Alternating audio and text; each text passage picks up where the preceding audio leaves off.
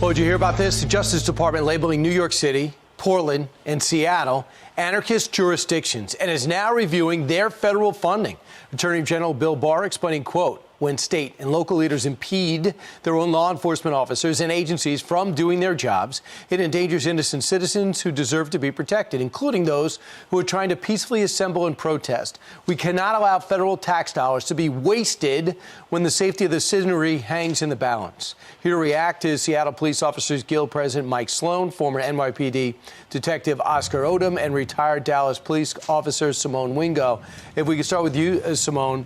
This is the federal government saying this is not okay. We tried federal troops. It got a bad reaction locally. They pulled the federal agents out. And now this is another message. Is it effective?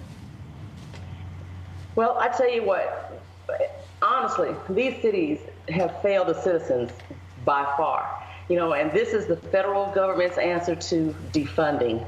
It's kind of funny that now that AG Barr has stated that the dollars would be wasted because the citizens aren't being protected.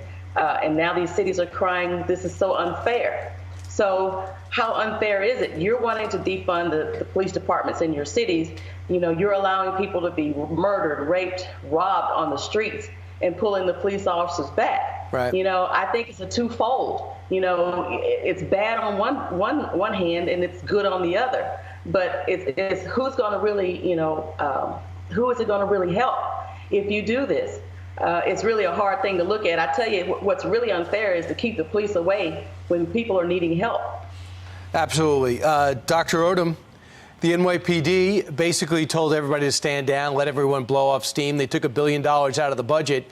And then when it comes to actually policing, they cut the last academy.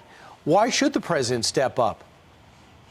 Oh, he definitely should step up to ensure the safety for all of the public. Apparently, they're not reading the data, how the murder has went up. As of last year at this point, it was 219 murders as compared to 321 at this point, which would also top the whole year. He needs to step in and make sure there's some sort of accountability, because it shows that there is some sort of mismanagement in the budget, because they're talking about the fund and the crime is going up exponentially. So therefore, they're not reading the data. And the revolving justice door system is also an issue. Right. People talk about it's not a revolving door. I say, how is it not a revolving door? You need to incarcerate and or rehabilitate. Look at the numbers going up. If you look at the records of the people that you're arresting, they are not committing crimes because they lost their job. They're not stealing food.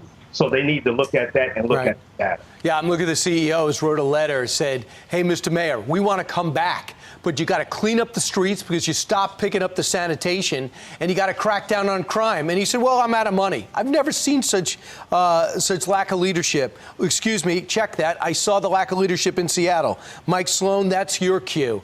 Is this a message effectively sent to cities like yours? Absolutely it is. It puts our elected officials on notice. Say no more of this nonsense. In particular, if you don't have the political willpower to enforce the rule of law, everybody suffers.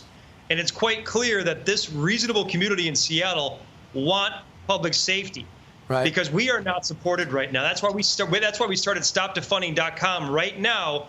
If other agencies are having this issue, go to our petition at StopDefunding.com. We have over 180,000 signatures. Now the council today is going to vote whether or not they're going to veto or sustain the veto from the mayor on our budget issue. Anybody that supports defund is nonsensical, and they are not looking for a solution. Hey, Simone, now I'm going to bring this to you if I can. This is the Attorney General in New York reading about this anarchist legislation and the withholding of funds. Letitia James, New York Attorney General. Listen to what she said is behind this. The president in the past has indicated that he would punish New York for whatever reason. It is arbitrary. It is capricious. It may not even happen. That this president is doing nothing more than saber rattling to his base, using words and phrases that unfortunately are filled with racial overtones. Do you sense racial overtones? If you see the anarchists, most of them are white. There was a big story about all these rich kids going down creating chaos. I didn't see it, but am I missing something? No, there's no racial overtones. You know, you talk about punishment. What's a worse punishment than taking all this money, hundreds of billions and millions of dollars from the New York City police budget? People are leaving New York, and they should, because this system that they have set up is not working. It is a bust.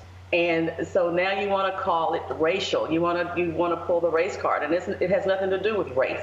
This is all about being safe, defending the land, and making sure your citizens are safe, which New York is not being able to do because they're taking all the money. They're defunding their police department. Yeah, and Dr. Odom, the thing is, a lot of the working class communities, a lot of the inner city communities, they're the ones that need the policing so they can go about their lives. They're being hurt the most. Most definitely. And that's who they're hurting. And they talking about they want to help the community. If you want to help the community, you put the police officers out there, you fund them, you allow them to do their job so people can walk around safely. You have these few people that are uprising and doing all of this nonsense and causing the problems for the people that live in the community. Right. That's why the murders are up. That's why the robberies are up. That's why the shootings are up. And like I said, dead bodies don't lie. This is the wild, wild west. Mike, it started with you guys. As the message begin to get sent, even to those way on the left, that you need to have law and order in order to have anybody's agenda fulfilled? Absolutely. The biggest supporter of our First Amendment rights are police officers, the rightful to peaceful assembly. And finally, I think the council is walking back a lot of their rhetoric of the nonsensical defund message. Clearly, people are seeing that if you do not have rule of order, you do not support the police officers that defend and protect all of us, regardless if you support the police or not, then we are all in big trouble. And the law enforcement profession is being used politically to divide us for political power, clearly for this November election. We must have the reasonable community stand up and support police now more than ever. Please go to stopdefunding.com. Yeah, and they say the biggest surprise of this election, people talk about suburban women, they talk about the Hispanic vote. They should be looking at the police vote. 700,000 active, retired, and their families, one party supporting them, the other vilifying them. That could turn this election. And bottom line is, if you care about law and order, I think that we should really back the blue. And I think that if you want to expand the academy, you want to finance, you want to talk about different techniques, that's where we were heading. Suddenly we got off track. Thanks, guys. Appreciate it.